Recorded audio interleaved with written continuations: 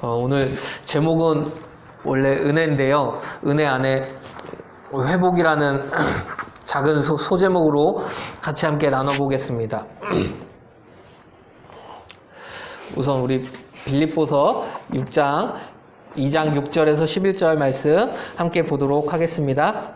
그는 근본 하나님의 본체시나 하나님과 동등됨을 취할 것으로 여기지 아니하시고 오히려 자기를 비워 종의 형체를 가지사 사람들과 같이 되셨고 사람의 모양으로 나타내사 자기를 낮추시고 죽기까지 복종하셨으니 곧 십자가에 죽으심이라. 이러므로 하나님이 그를 지극히 높여 모든 이름 위에 뛰어난 이름을 주사 하늘에 있는 자들과 땅에 있는 자들과 땅 아래에 있는 자들로 모든 무릎을 예수의 이름에 꿇게 하시고 모든 입으로 예수 그리스도를 주라 하시나요 하나님 아버지께 영광 돌리게 하셨느니라. 아멘. 우리 빌립보서에서 빌립보 교회를 향해 편지할 때 하나님에 대해서 우리 그리스도의 십자가에 대해서 설명한 구절입니다. 2000년 전 부활하신 예수님께서는 제자들과 많은 사람들에게 부활하신 모습을 보이시고 그들에게 말씀하셨습니다. 지금 우리는 제자들처럼 예수님을 만나고 영접하고 계십니까? 지난주가 부활주일이었죠. 지난주 부활하시고 지금쯤이면 많은 사람들과 만나시며 40일을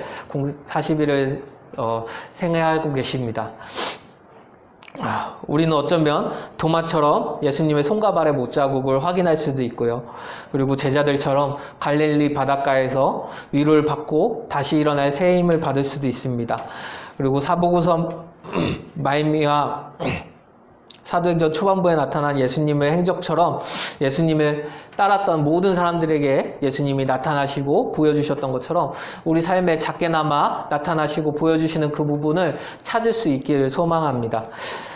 지금은 부활을 넘어서 오순절 첫 번째 주일을 맞이하며 우리가 주님께서 주신 은혜가 어떤 것인지 이 시간 말씀을 통해서 한번 나눠보고자 합니다. 특히 이 은혜 가운데 오늘은 회복의 은혜를 주신 것에 대해서 함께 나누고자 합니다.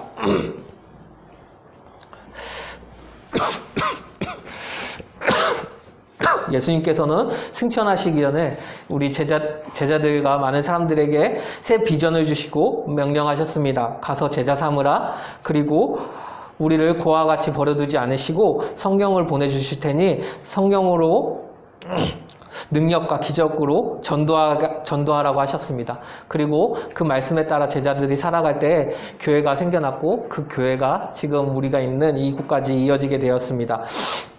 우리 빌립보서 앞에 말씀 6절에 보시면 예수님께서는 그 근본 하나님의 본체시다라고 나오는데 여기서 본체는 형상이라는 뜻입니다. 형상이라는 뜻인데 즉 예수님께서는 하나님의 형상으로 오셨다는 것입니다. 하나님의 형상인 것이죠. 그리고 요한복음과 고린도 후서에서도 이와 같은 말씀을 하십니다. 요한복음 1장 1절에 태초에 말씀이 계시니라 이 말씀이 하나님과 함께 계셨으니 이 말씀은 곧 하나님이시니라. 요한복음에서는 예수님이 태초부터 계셨던 말씀이시고 이 말씀이 하나님과 함께 계셨고 이 말씀이 곧 하나님이라고 하십니다. 예수님이 곧 하나님이라는 것이죠. 사실 이 구절만 보면 좀 이해하기 어려운데 14절 한번 같이 보겠습니다.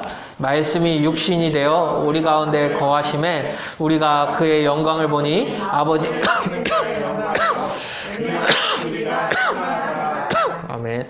예수님은 이 말씀이 육신이 되어서 우리 가운데 오셨습니다.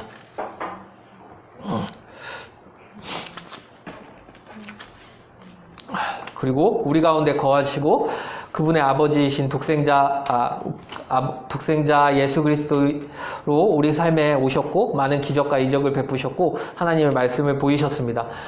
그러면 우리는 어떤 삶을 살아야 될까요? 그런 예수님을 믿는다면 우리는 어떤 삶을 살아야 될까요? 요한 1서 4장 2절입니다. 이로써 너희가 하나님의 영을 알지니 곧 예수 그리스도께서 육체로 오신 것을 시인하며 나 하나님께 속한 것이요.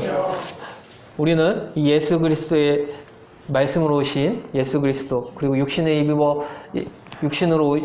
입어 오신 예수 그리스도를 믿고 믿음으로 시인함으로 우리가 하나님께 속할 수 있습니다. 그래서 이렇게 하나님께 믿고 속하여서 고린도후서 말씀 같이 읽겠습니다. 그 중에 이 세상의 신이 믿지 아니하는 자들의 마음을 혼미케 하여 그리스도의 영광의 복음의 광채가 비치지 못하게 하느니 그리스도는 하나님의 형상이라. 이 하나님의 형상이신 예수님을 온전히 믿어야 하는 것입니다. 우리는 예수님을 온전히 믿고 고백하고 계시죠? 그런 분들이신 줄 알고 있습니다. 이렇게 우리에게 오신 예수님은 앞서 읽었듯이 하나님과 같은 형상이시고 하나님과 근본 하나님과 동체이십니다. 같은 분이십니다. 그렇지만 이 육을 입고 이 땅에 오셨고 이 세상에 한 분밖에 없는 죄 없으신 오직 죄 없으신 한 분 예수 그리스도십니다. 아주 특별하신 분이시죠. 히브리서 1장 3절에서 4절 함께 읽어보겠습니다. 이는 하나님의 영광의 감체시요 그 본체의 형체시라. 그의 능력의 말씀으로 만물을 붙드시며 죄를 정결케 하시는 일을 하시고 높은 곳에 계신 지극히 크신 이의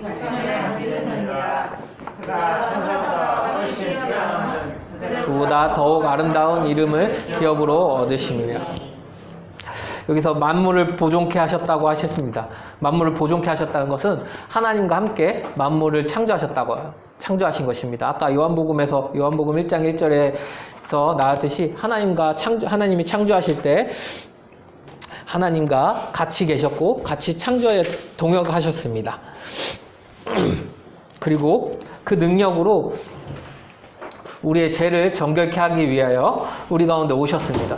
하나님께서는 예수 그리스도의 이 순종과 이 희생을 높이 사서 높은 곳에 계신 지극히 크시니 하나님 당신의 옆자리에 우편에 앉혀주셨습니다. 하나님과 같은 곳에 앉히신 것입니다. 가장 높은 곳에 앉히셨고 그리고 그런 주님을 천사들조차 찬양할 수밖에 없게 만드신 것입니다. 여기서 천사보다 훨씬 뛰어남으로 아름다운 이름을 기업으로 얻으셨다고 하고 계신 것입니다. 에베소서 1장 21절에 보면 모든 통치와 권세와 능력과 주권과 이 세상뿐만 아니라 오는 세상에 일컫는 모든 이름 위에 뛰어나게 하셨다고 하고 계십니다. 그리고 빌립보서에서는 이러므로 하나님이 그를 지극히 높여 모든 이름 위에 뛰어난 이름을 주사라고 말씀하시면서 하나님이 얼만큼 예수님을 뛰어나게 하셨고 높이셨는지 나타내주고 있습니다. 우리는 앞에 말씀드려서처럼 예수님께서 하나님의 형체시기 때문에 찬양받기 합당하신 분을 확인했습니다. 그런데 하나님의 형상으로 만든 것이 예수님 뿐이셨을까요? 형상을 입는 게 예수님 뿐이셨을까요? 다들 알고 계시죠? 우리 창세기 1장 27절입니다.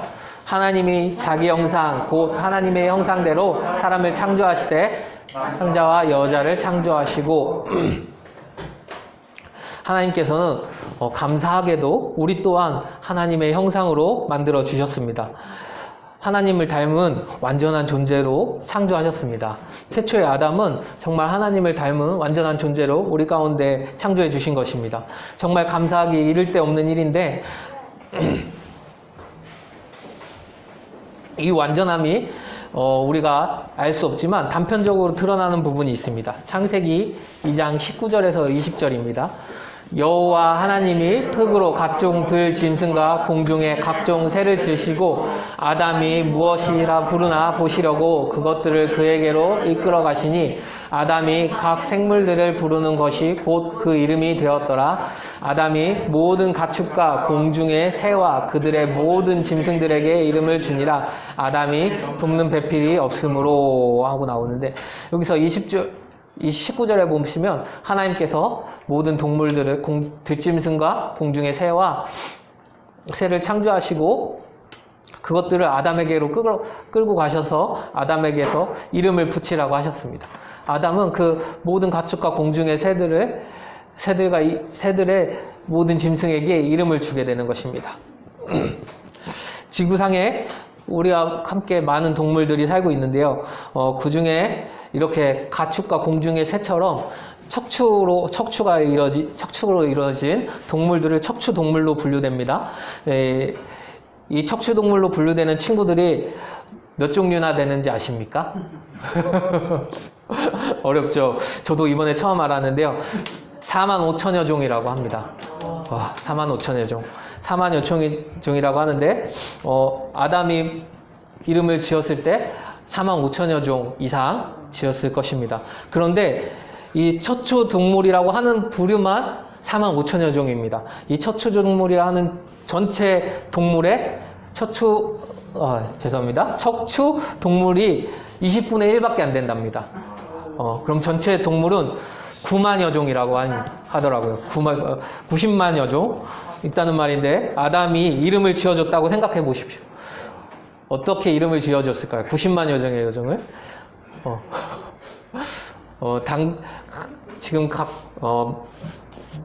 지금 막 다가오는 성경 퀴즈 문제도 지금 외우기 힘든 마당에 90만 종의 이름을 다 붙이고 다 이름을 불러주고 그렇게 불렀던 것입니다. 아담은. 단편적으로나마 하나님의 형상을 닮은 아담은 얼마나 완벽한 존재였는지 우리가 볼 수 있는 것입니다. 아담 또한 하나님의 형상을 닮아서 특별한 존재로 지어진 것입니다. 우리는 특별함을 굉장히 좋아합니다. 이 특별함의 가치는 특히 희소성에 있는데요. 많은 사람들이 가지고 있는 것을 A란 사람도 가지고 있다면 우리는 그 A란 사람이 가지고 있는 것을 특별하다고 하지 않습니다. 특별하다는 것은 남들이 없는 것, 나만 가질 수 있는 것, 그리고 몇몇 적은 사람들만 가질 수 있는 것을 특별하다고 할 수 있고, 우리는 그 특별한 것을 가지고자 합니다. 우리 사회가 얼마나 특별함에 목말랐는지 보여주는 일화가 참 많은데, 최근에 아주 재밌는 걸 알게 됐습니다. 이게 뭔지 아십니까? 아주 지금 대란이죠. 포켓몬빵입니다. 포켓몬빵. 이창원 집사님 어렸을 때 포켓몬빵 보셨나요? 중국에 계셔서 못 보셨구나. 이정은 집사님 혹시 어렸을 때 포켓몬빵 보셨습니까? 고등학교 때쯤 되셨을 건데 저희 때도 중학교 때는 국진이빵, 고등학교 때 좀 넘어서 이제 대학쯤 들어갈 때쯤에 이정은 집사님 대학 때 그리고 제가 대학생쯤 들어갈 쯤 고3쯤에 포켓몬빵이 나왔던 것으로 기억합니다. 지금 이 포켓몬빵이 엄청 화제입니다. 요거 초코 케이크, 예나가 먹고 싶다고 계속 말하고 있는 초코 케이크인데요. 이거 지금 구하기가 힘듭니다. 웃돈을 주고 산다고 합니다. 특히 이 포켓몬빵은 맛도 중요하지만 제사보다 제밥에 관심이 많은 빵입니다. 이게 뭐 띠부띠부실이라는 건데요. 네, 이름도 예나한테 들어서 이게 왜 띠부띠부실인지 알게 되었습니다. 띄었다 붙였다 할 수 있는 스티커라서 띠부띠부실이라고 하더라고요. 사람들이 이 제사보다 이 제밥에 더 관심이 많습니다. 이 제사보다 이 제밥에 관심이 많게 되는 이유는 이 띠부띠부실에 들어가는 이 캐릭터가 종류들이 있는데 이 종류별로 다 똑같이 나오는 것이 아닙니다. 어떤 특정한 부류들만 조금씩 생산되고 조금씩 나오기 때문에 그 특정한 부류들을 갖기 위해서 그 희소성을 가지고 위해서 사람들이 목말라하고 이 빵을 찾으려고 하는 것입니다. 이 방금 보여주었던 이 빵이 하나에 1,300원에서 1,500원입니다. 1,300원에서 1,500원인데 이 빵을 뜯지 않고 최고 8,000원까지 파는 사람이 있다고 합니다. 이 빵을 뜯지 않고 8,000원까지 파셨고, 그리고 이 빵에서 나올 수 있는 이 캐릭터가 있는데, 이 지금 중 가장 비싼 캐릭터는 이 스티커가 한 장에 5만 원이라고 합니다. 보이시나요? 이렇게 지금 이게 맨 뒷장만 나온 겁니다. 맨 뒷장만 나왔는데, 이 맨 뒷장만 나온 것 중에서 여기 뮤츠, 망나뇽, 썬더, 신용, 만용 이런 애들이 굉장히 적게 나오는 애들이라서 제일 비싼 게 요 뮤라고 합니다. 이게 5만 원짜리라고 하더라고요.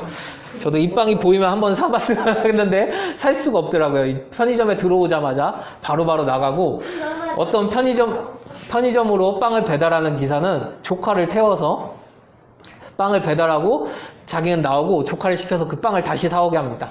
그래서 그거를 다른 사람들한테 다시 팔게 해서 걸렸다고 하더라고요, 얼마 전에. 어떤 사람이 사고 싶은데 계속 없어서 그 빵차를 계속 쫓아다니면서 유심히 지켜봤고, 이틀 동안 지켜보면서 그 범죄 행위를 알게 되고 신고해서 그 사람이 벌금을 물었다는 얘기가 있습니다.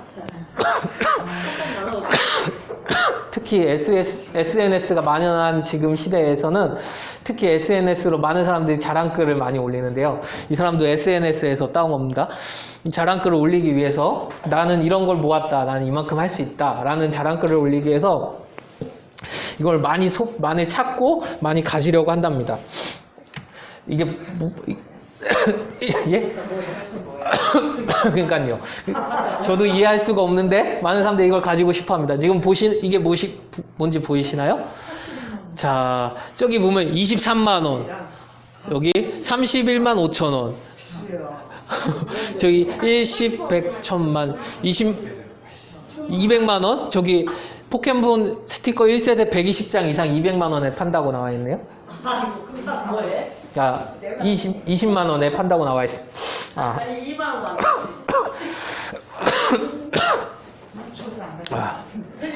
쓰레기통으로 가야 돼. 그러게요. 네. 저희와 가치가 좀 달라서 감사하게 생각하고 있습니다. 이 가치가 계속 유지되길 소망합니다. 세상은 이렇게 소유를 통해, 특별한 것들을 소유를 통해 내가 남들보다 높은 곳에 있다는 것을 보여주고 싶어 합니다. 이 레벨에서는 이 정도를 가져야 된다. 내가 어느 정도 연봉에서는 이 정도 집에 살아야 하고, 어느 정도 내 가치에 대해서 이 정도 연봉이나 내 가치에 대해서는 어느 정도를 타줘야 한다. 이런 것들이 계급적인 시스템이 존재하고 사람들이 그 리스트를 어느 정도 만들어 놨다고 합니다. 그래서 특히 이 리스트가 가장 심각한 곳이 한 군데 있다면 결혼정보회사죠. 결혼정보회사에서는 본인뿐만 아니라 본인의 가족, 그리고 본인의 가족의 학력까지 리스트를 만들어서 관리하고 있다고 합니다. 그래서 이 세상은 더 좋은 대학에 가고 더 좋은 직장에 가기 위해서 예나가, 한비가, 한서가 지금 열심히 공부하고 있습니다. 이게 이 세상의 목표이고 이 세상의 목적입니다. 그런데 그래서 뭐 할까요? 막상 그렇게 돼서 그렇게 산다고 해서 그곳에 행복하겠습니까? 그렇지만 이 세상의 소유의 시스템이 이렇게 짜여져 있기 때문에 우리 또한 이 소유의 시스템에서 자유롭지 않습니다. 많은 사람들이 우리를 평가할 때, 예수님 믿지 않는 사람들이 우리를 평가할 때 그렇게 보고 있을 것입니다. 그리고 그 평가의 기준이 어떻든지 간에 우리가 관심 없다 할지라도 많은 사람들이 우리를 그렇게 평가하고 관심을 가지고 그렇게 대하고 있습니다. 그래서 참 가슴 아픈 일인데요. 우리 자녀들이 그런 상황이 더 심해질 것이라고 합니다. 앞으로 자녀들의 상황에서는 지금 빌거라는 말도 없던 말들이 생겼죠. 빌라에 갈면 거지라든지 이런 얘기들, 더 무서운 말들이 늘어나고 더 무서운 계급들이 생겨나고 있다고 합니다. 부모가 문제예요. 부모. 이게 사회의 시스템이기 때문에 우리는 이 사회 시스템을 어떻게 순응해 나아가고 이 사회 시스템에서 어떻게 살아가야 될지, 이 소유의 관계에서 어떤 삶을 살아야 할지 고민해 봐야 합니다. 하나님께서는 앞서 얘기했듯이 사람을 특별하게 창조하셨습니다. 세상이 보는 특별한 기준과 다르게 하나님의 보는 특별한 기준으로 우리를 창조하셨습니다. 하지만 우리 삶에 이런 시스템이 들어오게 된 이유는 우리가 늘 배워서 알고 있듯이 바로 원죄 때문입니다. 아, 여기 하나 더 있었네요. 뮤츠 A, B가 B 5만 원씩, 뮤가 5만 원씩이라고 하네. 이게 초반에 이 뮤라는 스티커를 요 회사에, 삼립 회사에 보내면은 닌텐도라는 게임을 줬다고 합니다. 약 45만 원 가량 하는 게임인데요. 그 게임을 주기 위해서 이렇게 가격이 올라갔다고 하던데 지금은 이 행사도 안 하는데 동일한 가격에 팔리고 있답니다. 우리 잠깐 여담이었지만 우리 다시 창세기 한번 읽어보도록 하겠습니다. 그런데 뱀은 여호와 하나님이 지으신 들짐승 중에 가장 강교한지라 하나님이 참으로 너에게 동산 모든 나무의 열매를 먹지 말라 하시거냐. 동산의 나무의 열매를 우리가 먹을 수 있으나 동산 중앙에 있는 나무의 열매는 하나님의 말씀에 너희는 먹지도 말고 만지지도 말라 너희가 죽을까 하노라 하셨느니라. 뱀이 여자에게 이르되 너희가 결코 죽지 아니하리라. 너희가 그것을 먹는 날에는 너희 눈이 밝아져 하나님과 같이 되어 선악을 알게 될 줄 여자가 남을 본즉 먹음직도 하고 보암직도 하고 지혜롭게 할 만큼 탐스럽기도 한 나무인지라.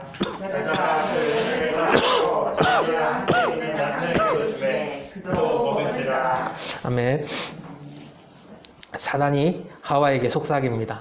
빨간색 보이시죠? 하나님과 같이 되어 라고 속삭입니다. 하나님과 같이. 하나님은 대체할 수 없는 한 분, 특별하신 분이십니다. 하나밖에 없는 하나님이시죠. 이제 하와에게 사단이 속삭입니다. 하나님과 같이, 하나님처럼 특별하게 될 수 있어. 너도 먹어봐. 저기 있는데 이유가 있어. 너도 하나님처럼 될 수 있어 라고 특별함을 꼬드기고 있습니다. 사단은 하나님과 같이 되고자 하는, 그리고 그렇게 특별해지고자 하는 하와의 마음을 유혹합니다. 아담과 하와는 결국 넘어갑니다. 그 넘어갈 수밖에 없었던 이유는 하나님의 말씀에 대한 불신과 자기 자신에 대한 불신입니다. 하나님께서는 분명히 동산의 많은 실과 중에 이건 선악을 알게 하는 나무 먹지 말라고 하셨습니다. 하지만 그 말씀에 사단이 준 유혹으로 의심이 생겨서 하나님 말씀에 불신이 생깁니다. 또한 자기 자신에 대한 불신도 생깁니다. 하나님은 분명히 사람을 특별한 존재로 만드셨습니다. 하나님의 형상을 닮은 존재로 만드셨습니다. 하지만 형상을 닮았다고 해서 같아지는 것이 아니듯이 하나님 앞에 하나님이 우리를 특별한 존재로 만드셨고 우리에게 맞는 특별한 존재로 만드셨는데 그것에 대해서 더 특별한 것을 원하게 되고 자기 자신을 낮추는, 그 비교하며 낮추는 마음이 가지게 된 것입니다. 비교에서 시작된 이 결핍에서 오는 채워지지 않는 갈증, 그리고 이 욕망에서 시작된 죄.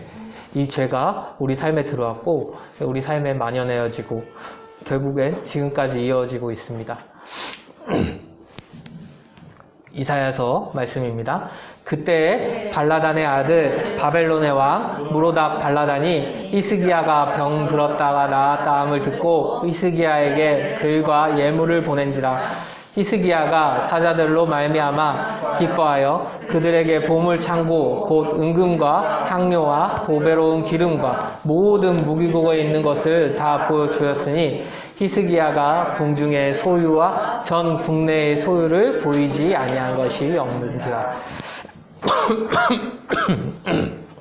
히스기야 다들 아시죠? 열심히 공부하고 계신 줄 믿습니다. 히스기야가 병들어 죽게 되었습니다. 그리고 하나님께 간절히 기도합니다.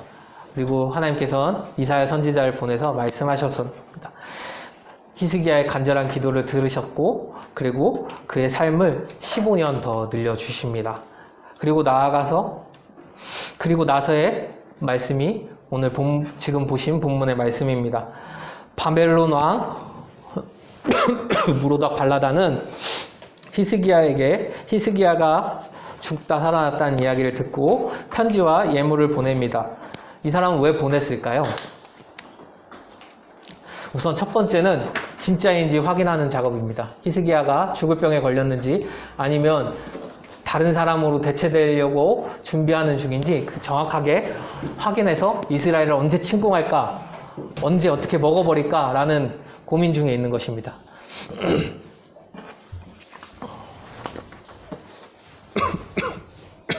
그리고 두 번째는 만약에 히스기야가 치료가 되었다면 그 치료의 방법을 나도 알아야겠다라는 것입니다. 하나님을 믿을 생각은 없지만 하나님의 능력은 갖고 싶은 것이죠.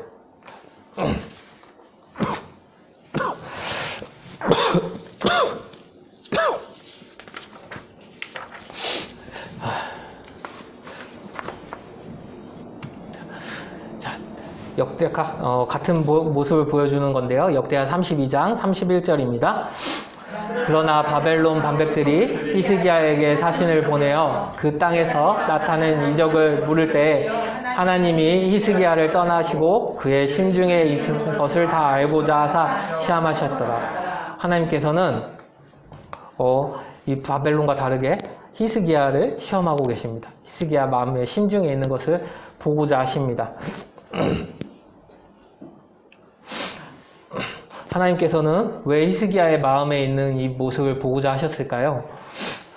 역대하 32장 24절에서 26절 좀 위로 올라가면 그때 히스기야가 병들어 죽게 되었으므로 여호와께 기도하매 여호와께서 그에게 대답하시고 또 이적을 보이셨으나 히스기야가 마음이 교만하여 그 받은 은혜를 보답지 아니하고 진노가 그와 유다와 예루살렘에 내리게 되었더니 히스기야가 마음의 교만함을 뉘우치고 예루살렘 주민들도 그와 같이 하였으므로 여호와의 진노가 히스기야의 생전에는 그들에게 내리지 아니하니라. 아멘. 히스기야가 말씀에서 보듯이 하나님께서 기적을 보이셨습니다. 하나님 기적을 보이고 마음이 교만해졌습니다. 하나님께서 기적을 보이신 게 히스기야의 병뿐만이 아니었습니다. 하나님께서는 유다를 공격하는 군대로부터 유다를 지키시면서 기적을 계속적으로 보이셨습니다. 하지만 히스기야의 백성들은 말씀에서처럼 교만하여졌습니다. 하나님께서는 이 교만한 마음을 살피고자 하신 것입니다. 결국 미가 선지자가 와서 히스기야에게 하나님의 말씀을 전하고 나서 히스기야가 마음을 교만함을 뉘우치고 예루살렘 주민들도 다 이같이 하여 하나님의 진노가 임하지 않게 되었지만 여기서 한 가지 단서가 달렸습니다. 히스기야의 생전에는 임하지 않게 된 것입니다. 이사야서 39장 2절에서 보면 히스기야가 얼마나 교만하였는지 보여줍니다. 히스기야가 사자들로 말미암아 기뻐하여 그들에게 보물창고 곧 은금과 향료와 보배로운 기름과 모든 무기고에 있는 것을 다 보여주었으니 히스기야가 궁중의 소유와 전 국내의 소유를 보이지 아니한 것이 없는지. 바벨론은 분명히 적국입니다. 얼마 전까지도 싸웠다 힘을 합쳤다 싸웠다 힘을 합쳤다. 이스라엘의 원수 같은 국가입니다. 그럼에도 불구하고 사자가 왔다고 모든 것을 보여줍니다. 말씀 말미에 보면 정 국내의 소유를 보이지 아니한 것이 없는지라. 히스기야는 교만하였습니다. 하나님께 기도하면 하나님께서 다 이루어 주셨습니다. 하나님께서 전쟁도 이기게 하셨고 하나님께서 쳐들어오는 침공하는 적들도 쫓아내셨습니다. 그리고 병들어서 힘들어하고 있을 때 하나님께 간구하였더니 하나님께서는 그 병까지 고쳐주시고 병만 고쳐주시는 것이 아니라 살 날을 15년이나 연장해 주셨습니다. 하지만 히스기야는 하나님의 그 믿음이 자신의 기도 또는 자신이 하나님을 잘 섬겼기 때문 등등 아니면 자신이 하나님께서 축복해 주시는 사람이기 때문에 축복을 받는 사람이기 때문이라고 생각했습니다. 그래서 바벨론에서 온 이 사자들에게 보물창고를 보이고 그 재물을 보여준 것입니다. 이 보물을 보여준 것은 자기 과시의 일종입니다. 자기 과시하고 나는 이런 사람이다. 너희에게 이런 걸 다 보여줘도 나는 충분히 감당할 수 있다라는 강한 믿음과 확신이 있었기 때문에 히스기야는 이렇게 교만한 마음으로 사자들에게 정 국내의 소유를 보이게 된 것입니다. 이 교만함은 하나님께서 제일 싫어하시는 건데요. 하나님께서 이 교만함의 대가를 물으십니다. 자, 왕하 24장 13절입니다. 그가 여호와의 성전의 모든 보물과 왕궁 보물을 집어내고 또 이스라엘 왕 솔로몬이 만든 것 곧 여호와의 성전의 금, 은 그릇을 다 파괴하였으니 여호와의 말씀과 같이 되었더라. 여기서 보시면 모든 성전의 보물과 왕궁의 보물을 다 집어내고 성전의 금 그릇을 다 파괴하고 파괴하였다고 나오고 있습니다. 특히 솔로몬이 만들었던 가장 아름답게 만들었던 것들을 다 파괴된다고 말씀하고 있습니다. 예레미야서 20장 5절입니다. 내가 또 이 성읍의 모든 부와 그 모든 소득과 그 모든 귀중품과 유다 왕들의 모든 보물을 그 원수 손에 넘기리니 그들이 그것을 탈취하여 바벨론으로 가져가리라. 자, 이제 그 대상도 나옵니다. 바벨론으로 그 모든 것들을 가져간다고 하고 있습니다. 아까 어디서 사자가 왔었죠? 바벨론. 예, 바로 그 바벨론입니다. 하나님은 히스기야의 교만함을 히스기야의 생에서는 보이지 않으시지만 히스기야 사후 하나님께서 그 말씀을 지키십니다. 더 나아가 히스기야는 보물만 뺏기는 것이 아닙니다. 여호와께서 아스루 왕 군대 지휘관들이 와서 치게 하심에 그들이 므낫세를 사로잡고 쇠사슬로 결박하여 바벨론으로 끌고 간지라. 아스루 왕이 이스라엘 침공해서 예루살렘을 짓밟고 므낫세를 사로잡아갑니다. 므낫세가 누군지 아시는 분 계십니까? 네, 잘해요. 1절 드리겠습니다. 예, 지금. 시아들인데 가장 죄가 많아요. 두 분 다 1점씩 드리도록 하겠습니다. 같이 계속 말씀하셔서.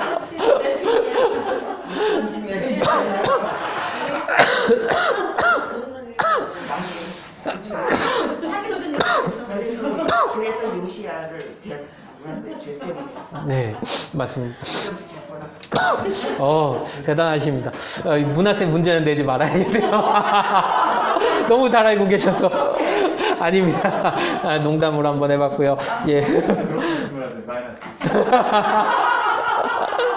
아스루왕이 아들이 모르는데 저거 뭐야 아스루왕 이름이 모르니까 또 모르는데 공부를 안 했어. 내용이 좀 많죠. 다음엔 더 줄여서 조력해보도록 하겠습니다. 결국 안 됩니다. 포기하지 마세요. 제가 TTS에 대해서 알려드리겠습니다. 그거를 독사에서 틀어놓기만 하면 그냥 계속 읽어주는 거 있습니다. 그럼 맨날 그렇게. 그거 들으면은 좀 더 외우기 쉽습니다. 그래서 몰라요. 맞아, 들어서는 안 돼. 외워야 돼. 걔들이 들어 안 하는 거야. 아들을 아스루가 잡아갑니다. 그리고 바벨론으로 끌고 가고 바벨론의 아들만 끌고 간 게 아니라 다니엘서 보시면은 다니엘과 세 친구를 뽑는 과정 중에 언급되는데 왕이 환관장 아스부나스에게 말하여 이스라엘 자손 중에 왕족과 귀족 및 귀족 몇 사람 등등 해서 왕의 법도를 배울 만한 아이들을, 똑똑한 아이들을 끌고 오라고 합니다. 그 중에 다니엘과 다니엘 세 친구들도 있었고 왕족과 귀족들이 있었습니다. 히스기야의 범죄함으로 인하여서 이런 결과들이 오게 된 것입니다. 히스기야와 같이 축복받은 왕은 흔치 않습니다. 특히 이스라엘 왕 중에서 히스기야처럼 이렇게 편안한 삶을 누리면서 축복받은 왕이 많지 않습니다. 자랑할 만한 많은 재물도 주셨고 적들이 쳐들어올 때마다 쫓아와 주시고 병들었을 때 낫게 해주시고 그리고 그냥 낫게 해주신 게 아니라 15년을 연장해 주시고 그리고 동시대에 히스기야 왕 시대에 이사야와 미가라는 굵직한 선지자가 같이 활동합니다. 그리고 둘 다 히스기야 왕에게 와서 하나님의 말씀을 전합니다. 이렇게 정말 불과 같은 선지자를 붙여주시고 죄를 저질렀어도 회개할 때 회개를 받아주셨고 회개를 함으로 히스기야의 남은 삶을 편안하게 해주셨습니다. 정말 하나님의 사랑을 정말 많이 받은 왕이었습니다. 하지만 그 범죄함으로 인해 하나님께서는 이스라엘의 가장 큰 멸망의 한 축을 감당하는 사람으로 세우셨습니다. 자신이 높아지고 싶은 마음, 그 욕망을 우리는 교만이라고 합니다. 이 교만으로 인해 받게 된 벌은 미가 이 예언을 듣고 돌아서지만 결국 유다의 멸망으로 돌아오게 되었습니다. 모든 인간의 갈등과 문제는 이 특별해지고 싶은 욕망에서 시작된다고 합니다. 지금의 사회에서 엄청 부각되고 있는 현상 중에서도 이 특별해지고 싶은 삶, 특별해지고 싶은 모습들을 SNS 등 사회관계망 서비스에 연결하여서 매일 올라오는 사진들을 보면 알 수 있습니다.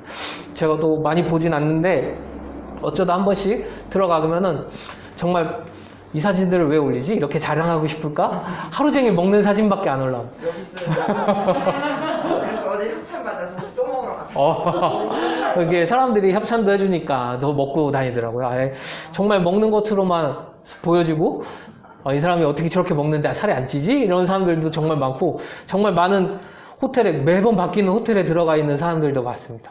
정말 많은 사람들이 자랑하고 보여주고 있습니다. 그러나 어디에도 봉사와 헌신 그리고 나눔 등을 찾기가 쉽지 않습니다. 나누고자 하는 것은 광고에만 올라오고 있습니다. 친구들을 도와주세요. 아프리카를 도와주세요. 세이브 칠드런 광고만 계속 뜨지 그 광고 외에는 그건 누구도 이렇게 도와주려는 걸 보여주는 사람이 별로 없습니다. 걔는 도와줘 이렇게. 걔한테는 기도도 하고. 개하고 고양이한테는 잘해주는데 사람한테 왜 잘하지 않는지 모르겠네요. 하지만 성경은 그리고 말씀은 우리는 이미 특별한 사람이라고 말씀하고 계십니다. 하나님의 기준은 우리를 특별한 존재로 삼으셨다고 하고 있습니다. 창세기 1장 27절에서 우리가 아까 봤듯이 하나님은 자기 형상 곧 하나님의 형상대로 사람을 창조하시되 남자와 여자를 창조하시고 남자와 여자 전부 다 하나님을 창조하셨고 하나님의 형상을 따라 창조하셨습니다. 하나님께서 특별한 존재를 삼으셨지만 하나님 안에서가 아닌 자신의 방법 그리고 자신의 외모, 자신의 노력, 자신의 힘으로 특별한 존재가 되고자 할 때 이 자기 욕망이 드러나게 됩니다. 우리는 어떤가요? 우리도 자기가 분명히 나타나는 것들이 있을 것 같습니다. 저도 이 설교를 준비하면서 마지막까지 많이 고민됐는데요. 이 부분을 참고해야 될지 첨가하지 말아야 될지 엄청 고민을 했습니다. 그러나 첨가하도록 하겠습니다. 이 또한 저의 자기인 것 같아서 굉장히 말씀을 준비하면서 고민을 했는데 이걸 좀 나눴으면 싶어서 첨가하긴 하는데요. 저도 이걸 설교를 준비하면서 이게 나의 의가 드러나는 것은 아닌가? 내가 이것을 자랑하고 싶어하는 것은 아닌가라는 생각을 굉장히 많이 가지게 되었습니다. 우리 오전 예배에서도 나와서 전도사님이 읽으셔서 우리 간단하게 빨리빨리 읽겠습니다. 이거 아니고 마태복음 23장 1절에서 36절 말씀인데요. 서기관과 바리새인들을 꾸짖으시는 예수님의 말씀입니다. 예수께서 무리와 제자들에게 말씀하시되 서기관들과 바리새인들이 모세의 자리에 앉았으니 여기까지 하겠습니다. 여기서 드러나는 서기관과 바리새인들의 의는 모세의 자리에 앉는 것입니다. 모세가 누구인가요? 모세오경을 쓴 사람입니다. 모세오경은 이 사람들의 경전이고 이 사람들이 온전히 받아들여야 할 것이고 이 사람들이 딸딸 외우면서 하는 것입니다. 그런데 하나님께서 모세를 통하여서 주신 경전을 모세의 자리에 앉아서 내가 갖고 싶어하는 것이었습니다. 내가 그 자리에 앉는 사람이 되고 싶어하는 것이 서기관과 바리새인들의 의였습니다. 예수님께서는 1절부터 36절까지 나오는 가운데 하나, 둘, 셋, 넷, 다섯, 여섯, 일곱 번에 이르는 화이스 진저를 사용하십니다. 서기관들과 바리새인들에게 이 화이스 진저를 사용하시는데요.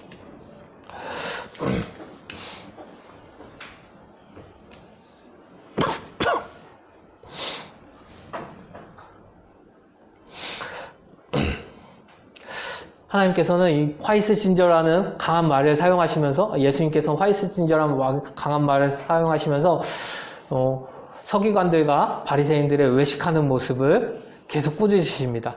이 얘기를 듣고 바리새인들과 서기관들은 예수님을 죽이기 위해 더욱더 합심하게 됩니다. 이들이 왜 예수님을 죽이기에 더 합심하게 되었을까요? 이들이 왜 예수님의 말씀을 듣고 회개하지 않고 예수님을 죽이는 일에 동참하게 될까요?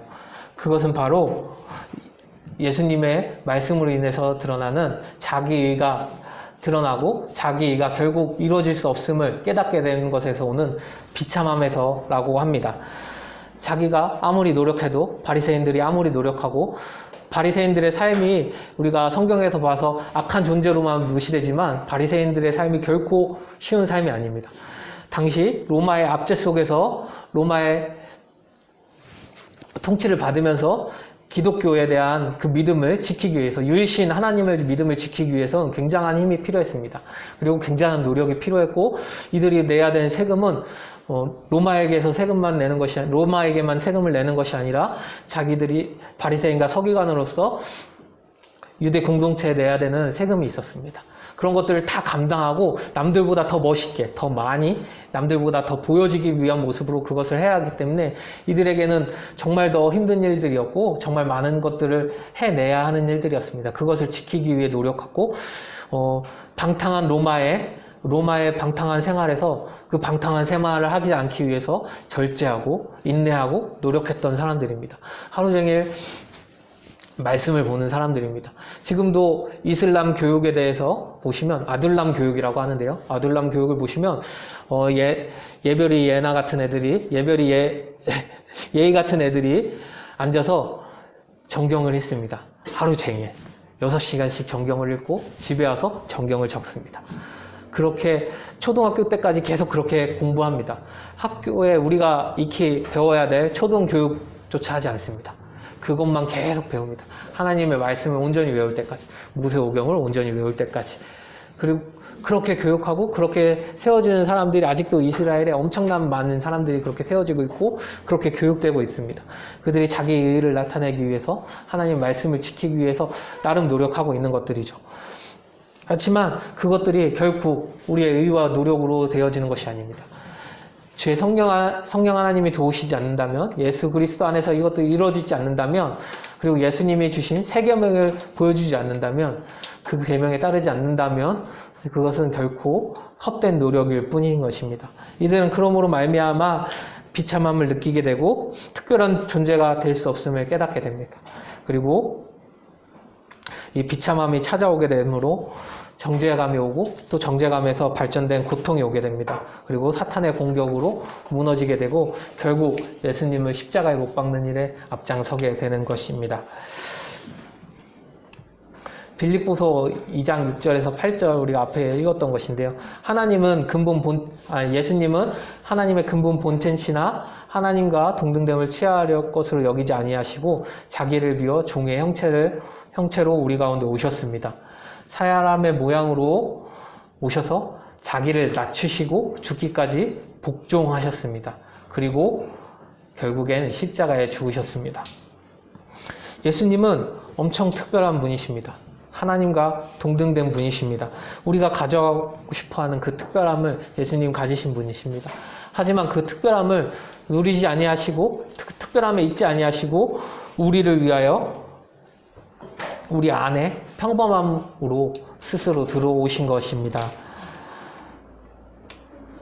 너무나 특별했던 분이 평범하게 되었고 평범함을 넘어서 비참한 모습으로 우리 가운데 고난주간을 보내셨습니다. 십자가에 죽으셨다는 것은 고통을 받으셨다는 것을 의미합니다. 예수님의 십자가 위의 고통은 단지 고통에서 끝나는 것이 아니라 우리에게 말씀하고자 하시는 것이 있습니다. 진짜 빛으로 오신, 그리고 아름다움이 무엇인지 알려주시는 진정한 아름다움의 본체이신 하나님께서, 예수님께서 우리 가운데 오셨다는 것입니다. 그 아름다움을 오셔서 우리 가운데 회복해 주시는 것입니다. 우리 또한 특별함으로 만들어진 존재임을 깨닫게 해주시는 것입니다. 아담의 범죄함으로 인하여서 깨어진 하나님과의 관계를, 하나님이 우리를 특별한 존재로 삼으셨던 그 명제를 예수님이 오셔서 그 명제를 다시 세워주시는 것입니다. 예수님의 그 십자가의 보혈이 우리가 다시 한번 주님 앞에 특별해질 수 있게 하는 힘이 되는 것입니다. 많은 사람들은 우리 교회에 다니는 사람들, 이 시간을 허비하는 사람들로 보고 수도 있습니다. 많은 사람들은 특히 요새 어린이들 전도하기가 엄청 어렵다고 합니다. 어린이들이 교회 다니는 것은 아주 쓸데없는 일로 생각하고 있다고 합니다. 정말 전도하러 나가시는 전도사님들이 하시는 말씀 들어보면 애들 하나 전도하기가, 중고등학생 애들 그리고 초등학생 애들 하나 전도하기가 성인 20명 전도하는 것보다 어렵다고 합니다. 도대체 말귀를 들어먹지 않는다고 하더라고요. 더 중요한 것들이 아이들에게 더 많고 더 관심 가질 것들이 훨씬 많아서 교회에 들어오고 싶어 하지 않는다고 합니다. 그들에게 특별한 것은 이곳이 아니라 밖에 있는 것입니다. 하지만 하나님께서 우리를 특별하게 창조하셨습니다. 예나를 특별하게 창조하셨습니다. 한비를 특별하게 창조하셨습니다. 희성이를 특별하게 창조하셨습니다. 예별아, 예희야, 그리고 희연아, 너희를 정말 하나님께서 특별하게 창조하셨습니다. 우리를 정말 특별하게 창조하셨습니다. 하나님의 형상을 담게. 우리는 그것을 기억하셔야 합니다. 우리가 그것을 회복해야 합니다. 그것이 은혜입니다. 그 십자가의 은혜인 것입니다. 더 나아가서 보면 하나님이 그를 지극히 높여 모든 이름 위에 뛰어난 이름을 주사 하늘에 있는 자들과 땅에 있는 자들과 땅 아래에 있는 자들로 모든 무릎을 예수의 이름으로 꿇게 하시고 모든 입으로 예수 그리스도를 주라 시인하여 하나님 아버지께 영광 돌리게 하셨느니라. 우리가 처음에 나눴듯이 우리의 창조의 목적, 하나님께 영광 돌리는 것, 하나님을 찬양하는 것으로 회복되게 하시는 것입니다.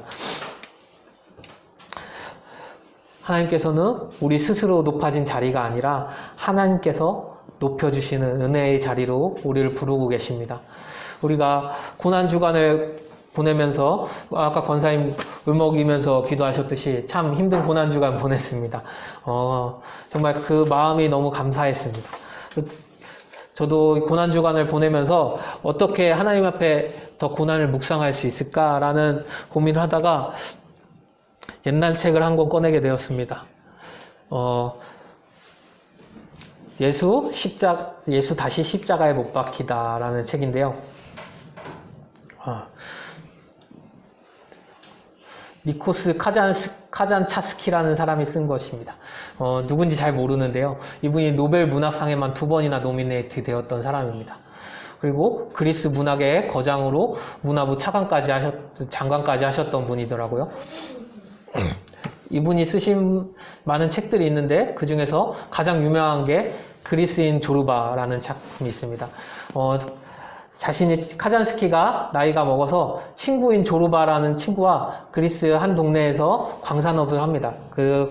그러면서 그 유쾌하고 멋진 친구를 향한 찬미가 그려진 게 그리스인 조르바라는 작품인데요.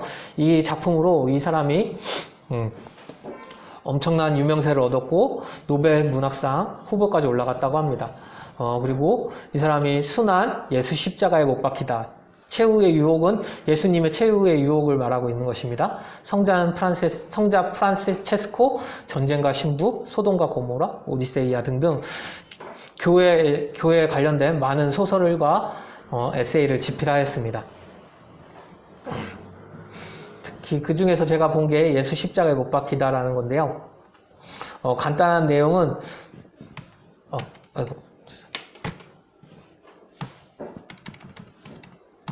죄송합니다.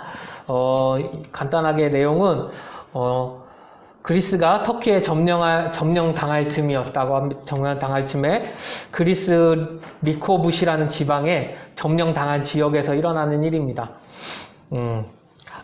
그 터키에서 보낸 지방관을 아그하라고 하는데요. 이 아그하라는 사람이 지방관으로 오게 됩니다. 이 지방관이 온 곳에서 일어나는 일인데요. 이 도시에는 악덕 사이비 사제인 그리고리스, 그리고 술과 고기를 좋아하는 포르투나스 선장, 그리고 구두쇠 할아버지 라다스 영감, 그리고 족장인 파트리아 케이스에 의해서 이들만을 위한 마을 공동체가 되었고, 이들이 원하는 대로 마을이 운영되는 마을이라고 합니다.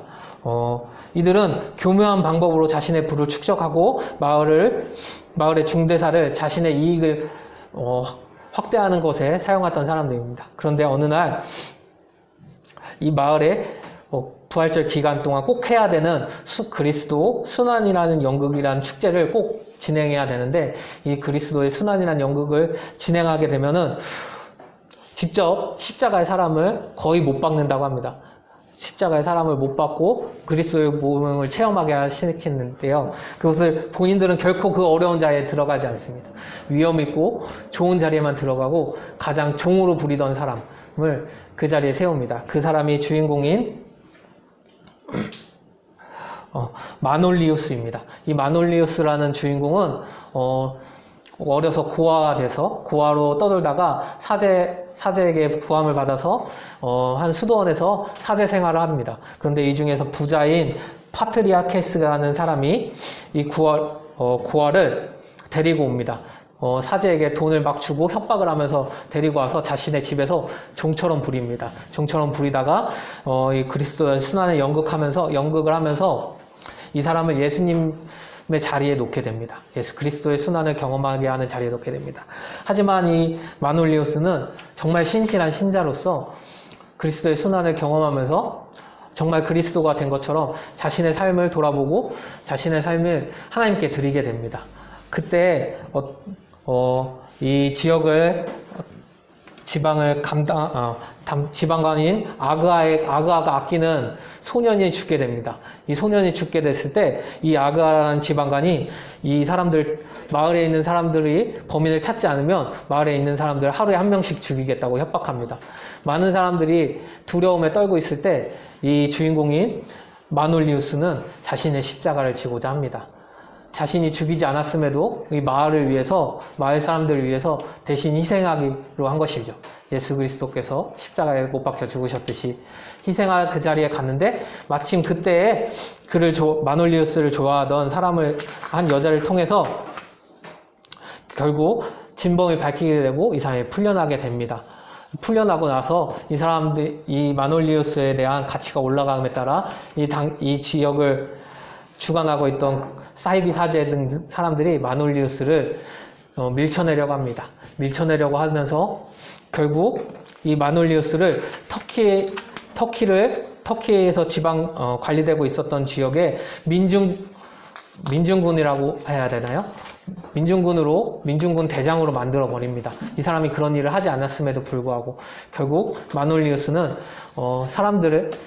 다른 사람들을 위해 이 마을 사람들이 터키 군인들에게 죽지 않기 위해 혼자 그곳으로 가서 자신을 십자가에 못 박히듯이 자신을 희생해서 마을 사람들을 구합니다.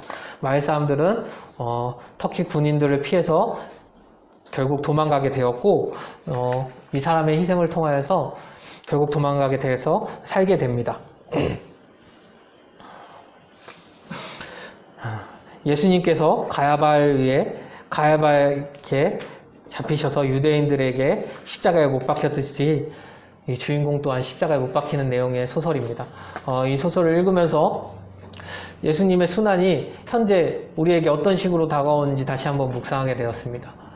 예수님의 십자가가 단지 우리가 예수님처럼 십자가를 지는 것뿐만 아니라 우리가 어떤 삶을 살아야 하는지 다시 한번 돌아보게 되는 계기가 되었습니다. 제가 어떤 삶을 살아야 하는지 우리 목사님께서 항상 말씀하고 계시죠. 우리가 우리 십자가를 지고 하나님의 말씀에 따라서 누가 뭐라 하든 그 말씀을 믿고 우리가 배운 말씀대로 그 말씀이 진리라면 그 말씀을 따라야 하는 삶을 살아야 한다고 말씀하고 계십니다. 저 또한 같은 결론입니다. 우리가 이 말씀에 확실히 보인다면, 이 말씀이 확실하다고 믿는다면 우리 또한 그렇게 살아야 되는 것입니다. 우리가 그것이 지금 우리에게 주시는 십자가일 수 있습니다. 우리 삶에 나아가는 십자가일 수 있습니다. 그러나 이 십자가는 우리의 그냥 모습으로는 질 수 없습니다. 그리스도 안에서 회복된 자만이 그 십자가를 질 수 있고 성령 하나님께서 도와주셔야만이 그 십자가에 우리가 감당할 수 있는 것입니다. 우리 이 시간 이 말씀을 나누면서 우리 가운데 그 회복의 은혜가 있기를 소망합니다. 하나님께서는 우리 가운데 우리를 특별하게 만드셨고 우리를 하나님의 자리로 부르십니다. 우리 스스로 높아진 자리가 아니라 하나님께서 우리를 부르시고 우리를 높여주시는 자리로 우리를 부르고 계신 것입니다.